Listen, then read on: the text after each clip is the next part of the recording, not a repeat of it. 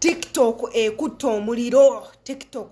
omuliro anti namukadde wammwe Doni Asiya da Doni nagagga omukyala akyasinza obugagga mu bannayuganda bonna abali ku kyeyo anti munnange bimubijjidde ate mulowooza poliisi temutaddeeko obunnyogo gaggu era amangu ago yandibanga anaatera okutuuka ku kisaawe ky'entebe e Uganda.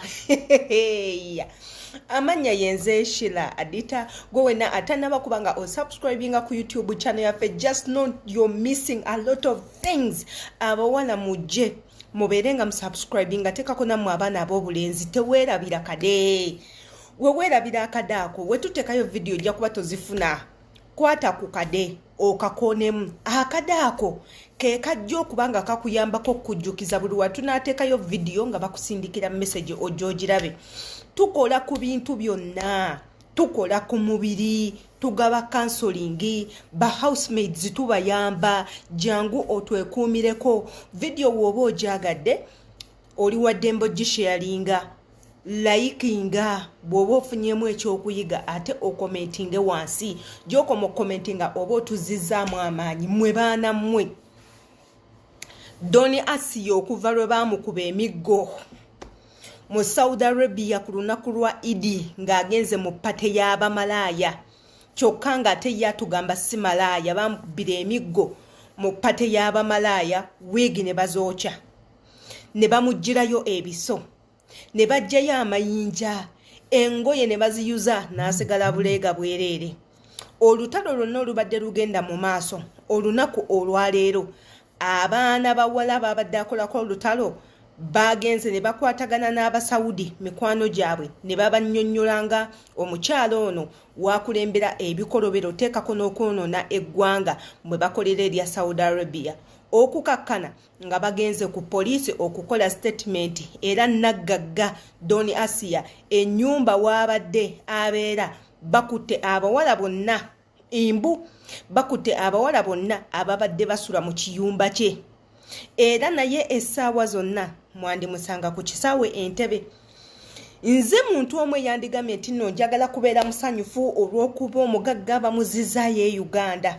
Nandibadde nkyagala nganze omuntu bwe baba bamuzizaayo era sikiyinaako buzibu.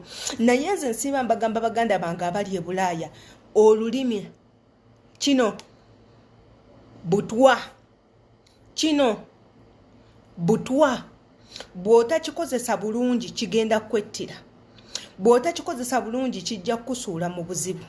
Bw'otakikozesa bulungi oyinza okulaba emitawaana mu nsi muneeno egiyitiridde obungi.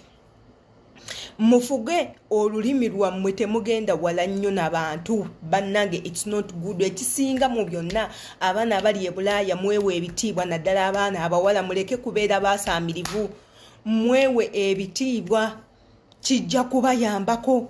Omuntu n'ova n'ogamba genda oli omulambo gwa nnyoko wazaala mu kitaawo abaana sibaye bakamulira spams mu kamwa muku. Abaana ab'obuwala abali e Bulaaya muyolesezza nnyo amaalo agatulaga nti famire ze mwavaamu nafunafu mu byensawo, nafunafu mu by'obwongo, kubanga tosobola kubanga oli mukyala oyina abaana oyina abazadde n'odda ku live n'obeera nga oli mukalubo otyo okalaba otyo amaaso buli kyosanga ky'oyogera oyogera kino oyogera kiri tosengejja. Bannange ebintu ebyo si birungi.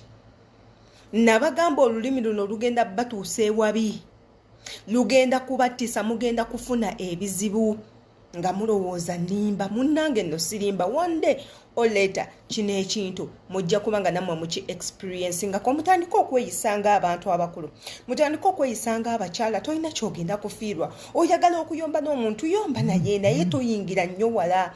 Tomanyi bantu banyiiga batya, tomanyi muntu akuuma atya busungu. Ate batudda ku saidi ya muganda waffe Doni Muhammadi munnange ye poliisi egenda kubanga temudipotinga lwa nsonga bamukutte kaadi ze nga ziriko emisango era ayina osooka okusigala n'abeera ng'agimaliza. Byebyo nno ebivudde mu nkambi eya wali ku TikTok yebivudde mu nkambi ya TikTok ebyo munnange nga wembi bagambye era oli wadde mbogenda n'obeera nga bwenoonyezaako amanya yenze Shila Adita atanaba kuba ngo subscribing ajja ngo subscribing o liking o commenting imbagala nnyo